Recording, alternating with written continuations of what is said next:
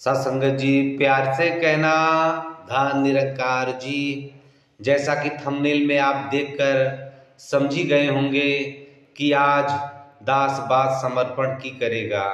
समर्पण जब हम करते हैं तो संसार के सारे सुख प्राप्त कर लेते हैं और इन सांसारिक दुखों से मुक्ति मिल जाती है। इंसान भगवान के श्री चरणों में 2 पुष्प चढ़ाता है तो सोचता है कि भगवान के प्रति मैं समर्पित हो गया हूँ, भगवान मेरे सारे दुख को हर लेंगे, लेकिन ऐसा होता नहीं है।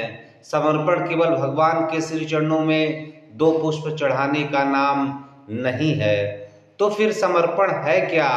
समर्पण से संसार के सारे सुख मिल जाते हैं तो इंसान अपने आप को इस परमात्मा के सामने समर्पित क्यों नहीं कर देता? समर्पण के मार्ग में क्या क्या बाधाएं आती है, इसी पर एक गुरु और एक शिष्य की बात है। शिष्य ने अपने गुरु से पूछा कि गुरुदेव कृपया मुझे बताएं कि समर्पण कहते किसे हैं? क्या गुरु चरणों में 2 पुष्प चढ़ा देने को समर्पण कहते हैं, या गुरु आज्ञा के पालन को समर्पण कहते हैं, या फिर समर्पण कुछ और है, कुछ आगे की अवस्था का नाम समर्पण है?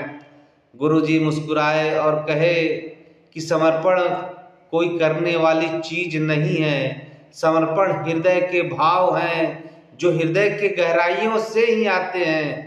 जैसे उदाहरण स्वरूप उन्होंने एक कहानी सुनाई।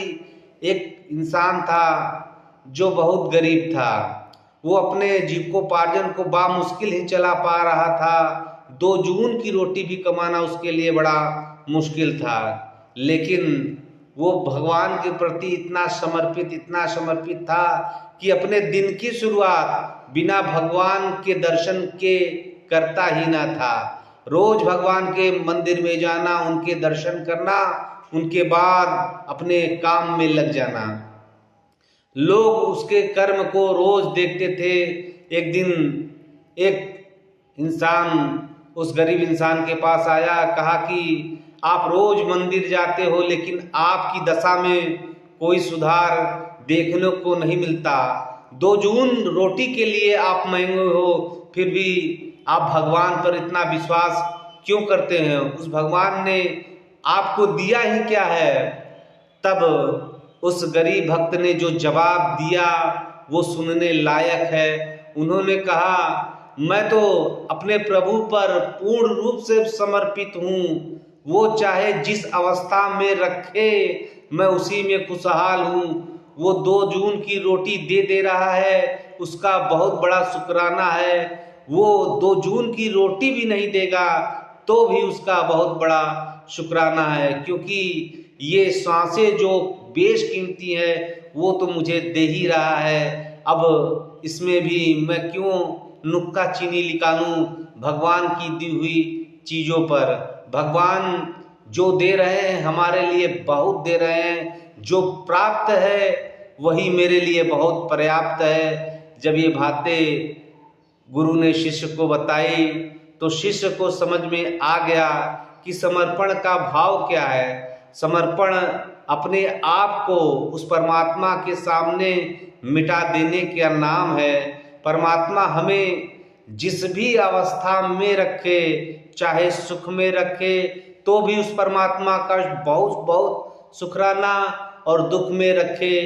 तो भी उस परमात्मा का शुक्राना, क्योंकि सुख और दुख दोनों देने वाले वही है। वो हमें कब क्या दे देंगे हमें कुछ खबर ही नहीं है। इसलिए ये जो समर्पण है हमें यही सिखलाता है कि जिसपे हमारी श्रद्धा है वो श्रद्धा केवल दिखावे का ना हो, बल्कि समर्पण हमारा पूर्ण रूप से हो जाए, तब हमारे जीवन के वारे न्यारे हो जाते हैं।